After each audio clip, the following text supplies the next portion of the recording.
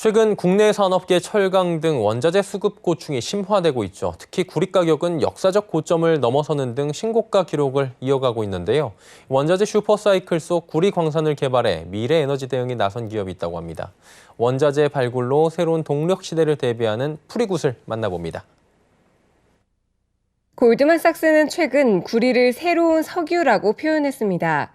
전기차 보급이 증가하면 전기차 모터와 배터리에 들어가는 구리 수요가 폭발적으로 증가할 것이라고 전망한 겁니다.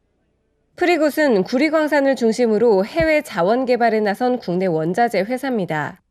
사명인 프리굿은 공기와 같이 거의 무한으로 존재해 대가를 치르지 않고 얻는 재화, 자유재를 말합니다. 2007년 설립된 프리굿은 운두루나란 구리광산 프로젝트를 인수해 지난 12년 동안 탐사와 시추, 매장량 확정, 시험 채굴과 생산 등을 진행했습니다.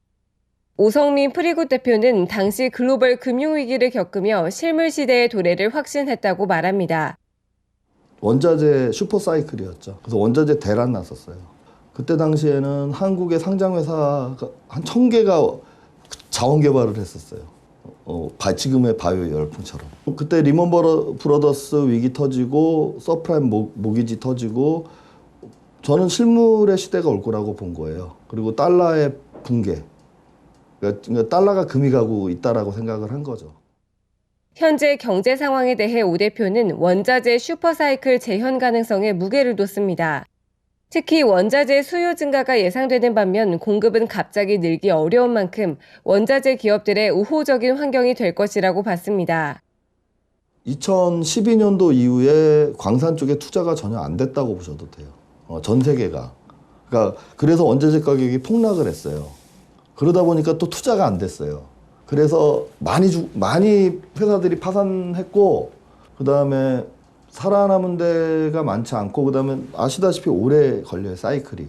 그러니까 구조조정이 끝난 거죠. 공급 쪽의 사이드에서. 공급이 탄력적이지 않다. 수요가 늘더라도 공급할 수 없는 상황인 거죠. 원자재 중에서도 오 대표가 구리에 주목한 이유는 산업 패러다임 시프트입니다. 대표적으로 완성차 시장의 중심이 내연기관에서 전기차로 넘어갈수록 핵심 자재인 구리의 수요는 늘 수밖에 없다는 겁니다. 전 세계 자동차가 15억 대가 있어요. 그러면 예를 들어 전기차 점유율이 10%를 차지했다라고 가정해 보자고요. 1,500만 톤이 필요해요, 구리가. 근데 1년에 공급되는 구리가 전 세계에서 한 2,100만 톤 돼요. 지금 전기차만 있는 게 아니라 친환경 에너지도 그만큼 들어가요. 친환경 에너지에서 190만 톤, 1년에. 그 다음에 전기차에서 170만 톤 예상하더라고요. 양쪽이 지금 다 신규 수요예요. 전기차, 친환경 에너지 다 신규 수요예요. 근데 신규 공급은 힘들어요. 그러니까 구리는 쇼티지 날 수밖에 없죠. 프리굿은 광산 개발과 세계 3대 주식 시장인 홍콩 상장을 통해 글로벌 메이저 광산 회사로의 도약을 준비하고 있습니다. 홍콩 증권거래소의 광산 에너지 회사의 상장 특례 조항 18장에 의해 매출이나 영업이익 없이도 매장량이나 예비사업 타당성 조사 보고서 등의 요건을 평가하기 때문입니다. 이를 위해 지난달 7일 홍콩 라파엘로 증권사와 프리 IPO 자금 유치 주관사 계약을 체결했습니다. 그러니까 광산의 수년제 가치의 반의 투자가 되더라고요. IPO 경우에.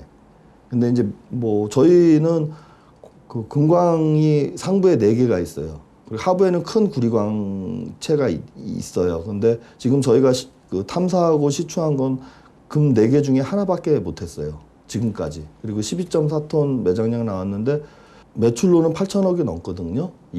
아마 순이익으로는 4천억이 넘을 거고요. 그런 앞으로 남은 3개의 광산과 그다음에 지금 다들 구리 하는데 그 구리의 가능성까지 감안하면 성장성이 크다고 본 거죠. 2022년 하반기 상장이 현실화될 경우 한국 최초의 홍콩 상장 사례가 됩니다. 프리굿은 광산 개발과 상장 등을 바탕으로 글로벌 원자재 슈퍼사이클 속 유니콘 기업으로 거듭난다는 목표입니다. 서울경제TV 정세미입니다.